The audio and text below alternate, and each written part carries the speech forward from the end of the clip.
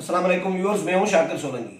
Viewers, वजीर आजम इमरान खान ने एक नया मशवरा दिया है कौम को, अवाम को, कि मसाइल जो बढ़ रहे हैं, महंगाई बढ़ रही है, आटा नहीं मिल रहा, आटे का बुहरान है, तो इन मसाइल से निजात के लिए बेहतर ये है कि अखबारात न पढ़ें, टीवी न देखें।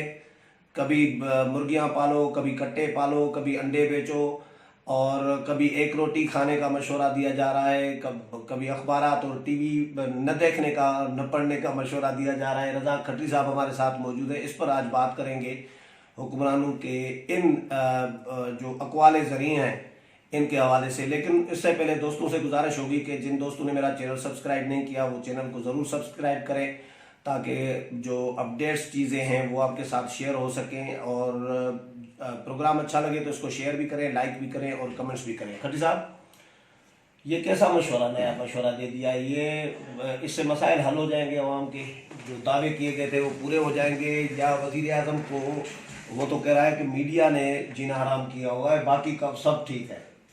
हाँ सर, वो बहुत शुक्रिया आपका।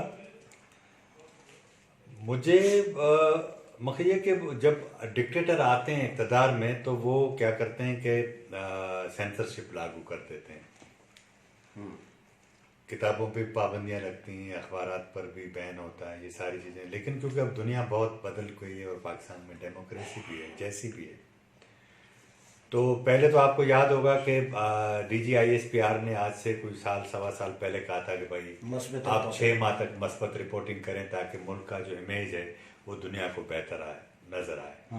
ठीक है, वो लोगों ने, आपके मीडिया हाउसेज ने मस्बत रिपोर्टिंग करना शुरू की, और जो भी जिन चीज़ों से हमारे इदारों की अगर वो शक्ल ख़राब नज़र आ रही थी तो उन्होंने उसको दिखाना बंद कर दिया। इतना ही कर सकते थे एक जमहूरी माशरे में। अब हुआ ये कि इमरान खान साहब ने असल में मैं आपको मैं बताऊं, जब उन्होंने डिवोर्स में ये बात की है, एक तरफ उन्होंने ये बात की, उनकी ये बात बिल्कुल मानी जाती है कि भाई पाकिस्तान को बहुत बड़े जो है वो मसाइल का सामना, माशी मसाइल का, समाजी मसाइल का, ये बात बिल्कुल दुरुस्त है। और एक पूरी ब्यूरोक्रेसी, एक पूरे स्टेटस को की अलामत है ना इस मुल्क में, वो तब्दील होने नहीं देती। जाहिर बात है कि इमरान खान साहब के भी मामलात हैं, जो वो चाहते हैं वो नहीं हो पा रहे, लेकिन जो उनके किचन कैबिनेट के जो लोग चाहते हैं वो सारे हो जाते हैं।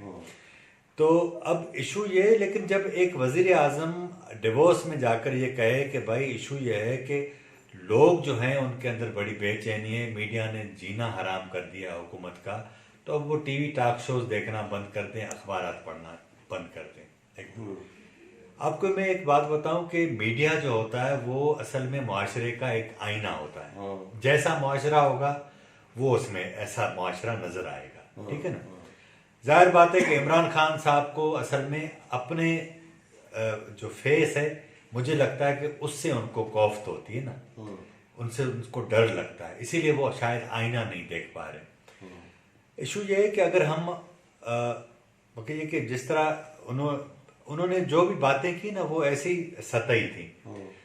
पाकिस्तान में मकसद उन्होंने जब कट्टों की डेयरी, भैंसें पालने की बात की थी, असल में उसके ऊपर मुर्गियां पालने की, उसके ऊपर प्री प्लान होता ना, तो दुनिया में आपकी मईशतें, दुनिया में 4-5 अरब डॉलर से ज़्यादा इसका हिस्सा है डेयरी फार्मिंग का।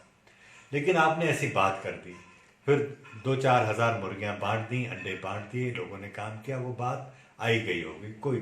उससे पहले आपने वजीर आजम हाउस की भैंसें बेची, उनकी गाड़ियां बेची, आपने कहा कि हम उनकी यूनिवर्सिटी बनाएंगे, फायदा नहीं, फर्क नहीं पड़ा। ठीक है, अच्छा, उसके बाद आपने पार्लियामेंट में अपने वजीर आजम हाउस में, ऐवान सदर में बिस्किट बंद किए, चाय बंद की, पानी बंद किया, सब किया।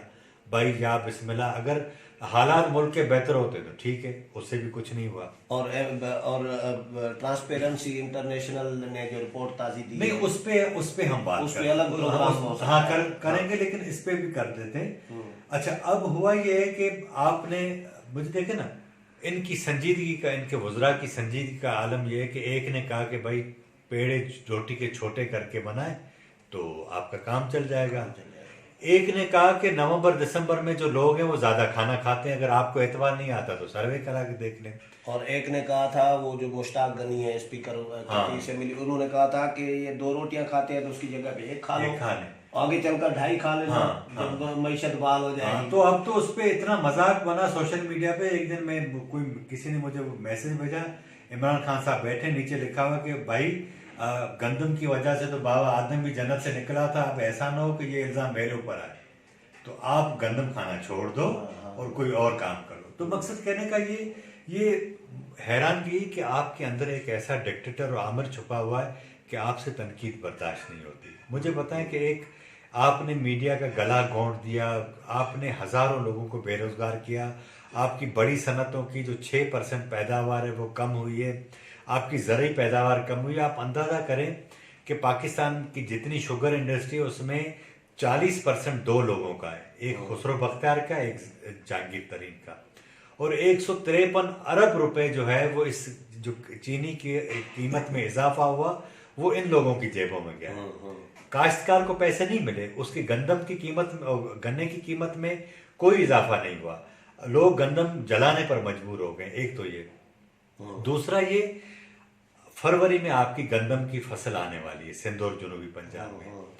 आप आज तारीख है मेरा ख्याल 23 है शायद जनवरी की, ठीक है ना, 40 दिन आपको लगेंगे। गंदम यहाँ से आप ऑर्डर करेंगे, वहां जाएगी, एलसी खुलेगी, वापस आएगी, ये टोटल गेम 40 दिन की है। 40 दिन के बाद जब आपकी गंदम यहाँ आएगी तो आपकी फसल उतर चुकी होगी। एक तरफ से आप गंदम महंगी ले रहे हैं, दूसरी तरफ आप अपने काश्तकार का गला घोट रहे हैं।